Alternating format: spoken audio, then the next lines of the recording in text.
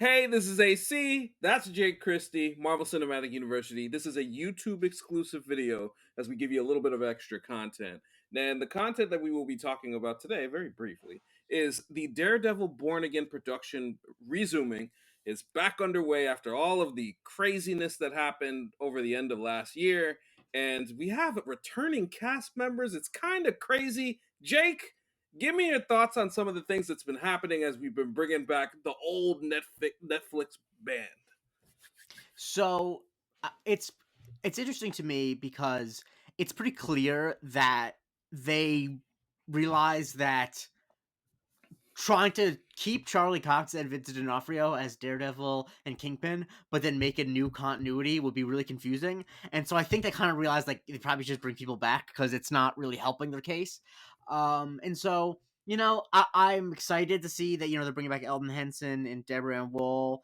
Because I think that the relationship between those three was kind of like one of the engines of Daredevil, and I don't really know how you would do a Daredevil show without Foggy and Karen. But yeah, there's also the new news today. I think is a little more interesting in terms of like where the whole direction of the show is going. So why don't you talk a little bit about that? Yes, and that news is Wilson Bethel is returning as Bullseye, and I do have to say, Bethel's performance in season 3 of Daredevil was awesome. I thought he was great, and to bring him back is just tremendous news. It just signifies that the direction of this show seems to be in much better hands. Vincent D'Onofrio talked about it as he was promoting Echo.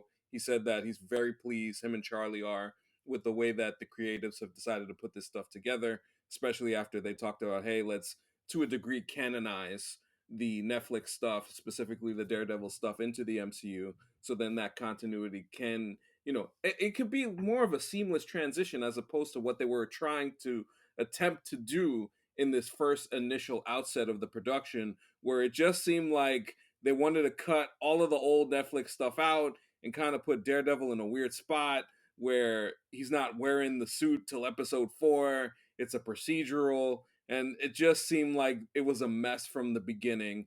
It actually kind of reminds me of Adrian Griffin being hired as the Milwaukee Bucks coach in a situation where you have a championship roster, a championship contending roster, and you need to put the best people on it immediately. And Marvel erred in this instance, and we are now in a position where it feels like we're gonna get at least. It seems like the cast is good with it. Seems like production's in a good place. Keep very optimistic. We'll see what happens.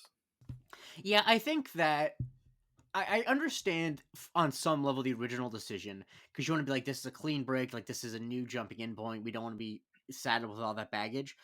But I think that one, the Daredevil Netflix show is really popular. It's not like this is a thing where like they're trying to undo a thing that didn't work. You know what I mean? And also, I think that it actually just easier to explain to a new audience. Hey, this is picking up where this left off. You can watch it if you want. Like, I just don't know how I would explain to people that this is Daredevil. It's not the same Daredevil that was previously in on Netflix, despite the fact that that Daredevil made references to things that happened in the MCU. Like the continuity of it, like just was really, really, really confusing and thorny. And I think a lesson that I hope Marvel does with more of the things is that like just keep it as simple as possible. I shouldn't have to break out a chart to explain where things are. And while maybe they don't want all of the Netflix stuff under the MCU umbrella, they're probably mad that some of the Iron Fist stuff is technically canon. But like, that's just so much easier than requiring audiences to be like, wait, that didn't like. Because what would happen if they would have moments in the new Daredevil show that were the same things that happened in the original Daredevil show? Would people be like, is this happening again? Like, what? Who's this? It's just wipe your hands of that. We don't need those problems. Just pick it up as it's like basically season 4, except not because you don't want to have to pay people the money. But it just keep it going. Yes, keep it going. Keep that continuity going to that degree. Add some new elements in. You hear about the storyline with the Punisher cops with his symbol, using his symbol as their own propaganda, and that'll bring John Bernthal back into the fold, which that I'm very excited about. So overall, it feels good to have Daredevil in a place much better than when that article came out a few months ago, and I was just like, oh my god, they're gonna screw this up too. but it's great to hear, and it's great to give you this content, as we will periodically be coming on here for a few minutes here and there, giving you some of our thoughts on greater MCU things, maybe some smaller MCU things, and maybe other things if we feel so inclined. So for Jake, I'm AC. Make sure you subscribe to that YouTube channel, and we'll talk to you next time.